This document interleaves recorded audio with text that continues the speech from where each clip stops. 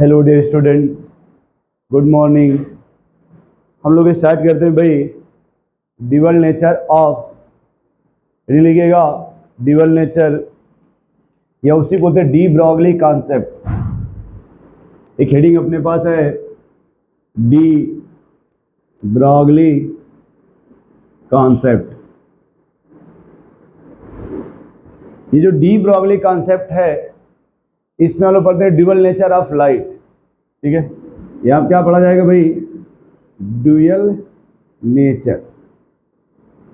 ठीक है, अब यहाँ देखिए ड्यूअल नेचर में क्या होता है, लिखिएगा इसमें थोड़ा लिख लीजिए भाई। देखिए ड्यूअल नेचर का मतलब क्या होता है कि उसमें जो है वो वेव की प्रॉपर्टी होगी प्लस पार्टिकल का भी प्रॉपर्टी होगा।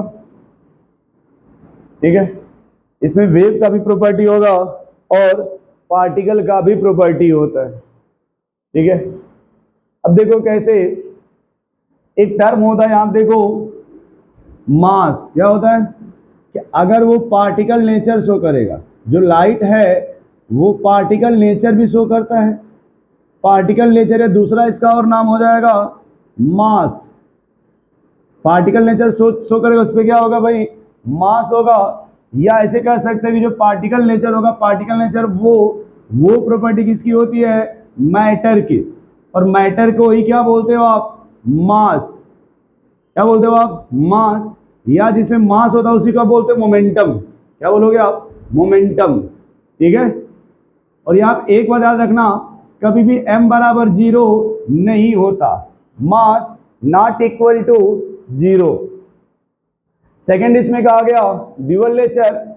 एक इसमें था भाई ये तो पार्टिकल नेचर शो करेगा, या मैटर नेचर होगा, या मास का नेचर होगा, या उसमें मोमेंटम होना चाहिए।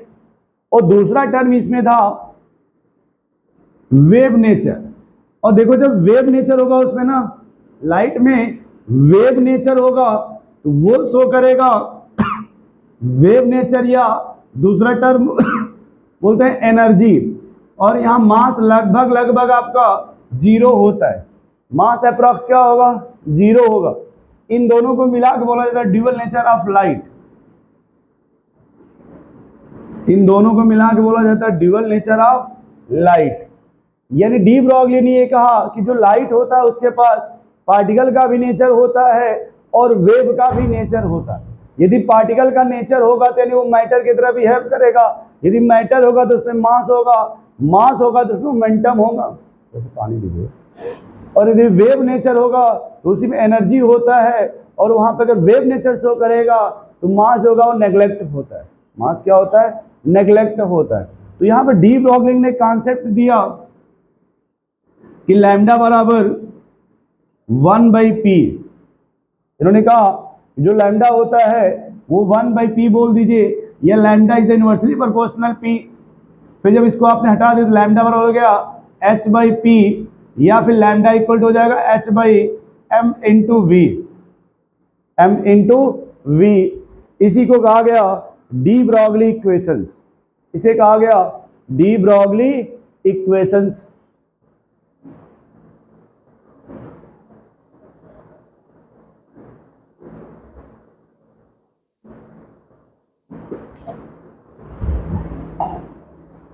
अब देखो डी ब्रॉगली इक्वेशंस में क्या इन्होंने कहा, ये जो लैम्डा नेचर है, ये लैम्डा है ना, ये वेव का नेचर शो करेगा। ये क्या शो करेगा? Wave nature. और ये जो m इंटू वी है ये शो करेगा मोमेंटम यानी पार्टिकल नेचर। ये m इंटू वी क्या शो करेगा? Particle nature. और h को बोलते हैं प्लैंक कांस्टेंट। ये है प्लैंक कांस्टेंट। h क्या आपका? प्लैंक कांस्टेंट होता है। इसी बोलते हैं de Broglie wave equations. De Broglie wave equations. अभी आप जैसे क्वेश्चंस आप देखिए, लिखिएगा फाइंड द वेवलेंथ। लिखिएगा find the wavelength, find the wavelength of a ball of, देखो, of 100 gram. which revolve with 100 meter per second, 100 meter per second velocity. यानी अब आप लोग देखो हमें क्वेश्चंस में क्या गिवन है, पहले वो फाइंड आउट कर लो, वो क्या पूछ रहा है वो फाइंड आउट कर लो। दो तरीका सोचने का होता है कि क्या गिवन है उसे आप देख लो, और क्या फाइंड आउट करना वो पता कर लो। भाई क्या फाइंड आउट करना है, वेवलेंथ यानी मैं लैम्डा फाइंड आउट करना है। और क्या गिवन है, तो मास गिवन है बॉल का, मास कितना भाई 100 ग्राम, और उसकी वेलोसिटी दिया है 100 मीटर पर सेकेंड। अब देखो भाई यहां पे हमारे फार्मूले में क्या है, lambda equal to H upon M V. तो लैम्डा हमें कैलकुलेट करना है, एच की वैल्यू फिक्स होती है, एच की वैल्यू होती है, एच बराबर होता है भाई, एच बराबर 6.64 इंटू 10 के पावर माइनस 34 जूल सेकेंड। और याद देखो जो मास है ना ये सीजीएस सिस्टम में, किसमें भाई सीजीएस में, हमें मास किसमें चाहिए एमकेएस सिस्टम में, एमकेएस का मतलब केजी में। अब देखो थोड़ा यहां पे, यदि 1 केजी है तो 1 केजी मतलब 1000 ग्राम, 1 केजी बराबर होता है 1000 ग्राम। इसी प्रकार ऐसे लिखा जाए 1000 ग्राम बराबर 1 केजी, तो 1 ग्राम बराबर कितना होगा भाई 1 केजी अपान 1000। तो फिर 100 ग्राम में कितना होगा 100 ग्राम में, तो 100 बटा 1000 कर देंगे, ये केजी में आएगा, 0 0 कट जाएगा, यानी 1/10 यानी आएगा 0.1 केजी। हेलो सुन रहे हैं भाई आप लोग, 0.1 केजी। अब देखो जब यहां रखोगे आप कि lambda equal to H by M V, तो देखो एच की वैल्यू कितना हो गई भाई 6.626 इंटू 10 के पावर माइनस 34, मास कितना रखोगे 0.1 केजी, और वेलोसिटी कितना रखोगे भाई 100 मीटर पर सेकेंड। अब देखो इसमें सॉल्व करने का तरीका क्या आपका, 1 0 से 0 चला जाएगा, ये डेसिमल चला जाएगा, अरे 10 के पावर ऊपर जाएगा तो ये ऐड हो जाएगा इसमें, जब ऐड होगा तो आएगा कितना, ये आएगा देखो 6.626 इंटू 10 के पावर माइनस 34 मीटर। लैम्डा की वैल्यू कितना आ जाएगी भाई 6.626 इंटू 10 के पावर माइनस 35, सॉरी 35। नोट करो भैया इसको आप, तो ये इसी बोलते हैं डी ब्रॉगली इक्वेशंस या dual nature of light, de Broglie equations या ड्यूअल नेचर ऑफ लाइट।